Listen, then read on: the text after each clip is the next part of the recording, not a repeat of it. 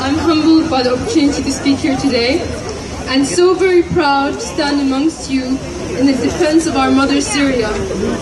They say you can take the Syrian out of Syria, but you can never take the Syria out of the Syrian. And I feel that's very true. We know we are a part of something greater, something that has been there since the beginning of civilization and will be there till its end. And to anyone in the crowd who isn't Syrian, I'd like to quote to them the words of a great historian. Everyone has two homelands, his own and Syria.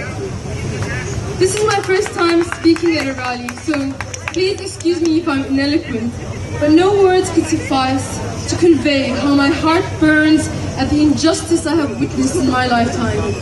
They say if you do not learn from history, you are bound to repeat it. I have been history student from the wars against Afghanistan, Iraq and Libya. I have learned that when the US government says democracy, they mean voting for the man that they select for you. And if you object, it means being tortured in Abu Ghraib or Guantanamo Bay. It means having your children raped in front of you by the prison guards and your father beat to death. US democracy means being shot at a protest because you want to take your school back from the soldiers who have garrisoned it. It means replacing secular governments for theocratic sectarian regimes that are equally despotic, if not more so. This is the democracy that the US is killing Syrians for. I learned when the US says it's fighting Al-Qaeda, it means creating it in Afghanistan and promoting it and arming it and sending it to every nation they have set their sights on, Iraq, Libya and now Syria, where once again they use it as their proxy army. When the US says no-fly zone, they mean massive aerial bombardments of nations and destruction of infrastructure, hospitals, power plants. When they say humanitarian intervention, it means murdering thousands of innocent civilians. It means dead babies being pulled from the rubble. When they say freedom of press, they mean killing journalists, bombing TV stations, and blocking satellite channels, like what is happening in Syria and with Press TV. When the US says WMDs or chemical weapons, they don't mean the ones whose existence they invented as a pretext for war, but instead the weapons they intend to use over our homes and our loved ones. Chemical weapons like white phosphorus that burn your flesh to the bone, and depleted uranium that not only kills but poisons generations. I learned that the media lies and the public buys, and all the sorries and retractions in the world won't bring back the lives that the wars and the lies have cost. So I marched and I shouted for the sake of Iraq and Afghanistan, for Lebanon, for Palestine, knowing I would one day march against war for my own nation.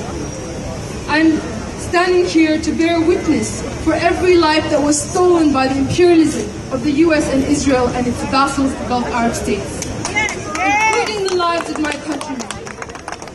I am here speaking in the name of Maya Nasser, Yara Abbas, Yusuf Al-Azma, the unnamed soldier and the unnamed child. I'm here to say enough is enough. It ends here. Syria is the nation that will end it. I am glad to be a student of history, lest I be a victim of it, like those who are holding the 3-star flag of the French mandate, begging for foreign powers to kill their brothers. We will never accept the traitor Idris and the SNC who shake the hands of Zionists like McCain and Joe Lieberman, while Israel occupies and bombs our nation. Let there be no mistake. It is for the sake of Israel that the US is waging a proxy war on Syria. It is because Syria has the honor to refuse to surrender to the Zionist occupier and relinquish our support of the resistance, unlike the Gulf Arab states. Nor will we surrender. The imperialists often use divide and conquer, either by religious or tribal lines. In Libya it was tribal, in Iraq it was religious.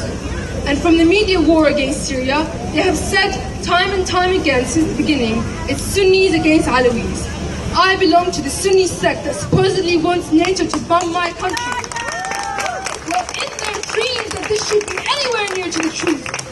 We, the nation that brought the world all 3 monotheistic religions, who have lived amongst each other peacefully for thousands of years, will not be divided, nor will our proud ancient civilization kneel to foreign powers to be our supers.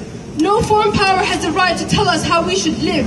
It is our land, our sky, our army, our president, our choice. No one has the right to decide for us.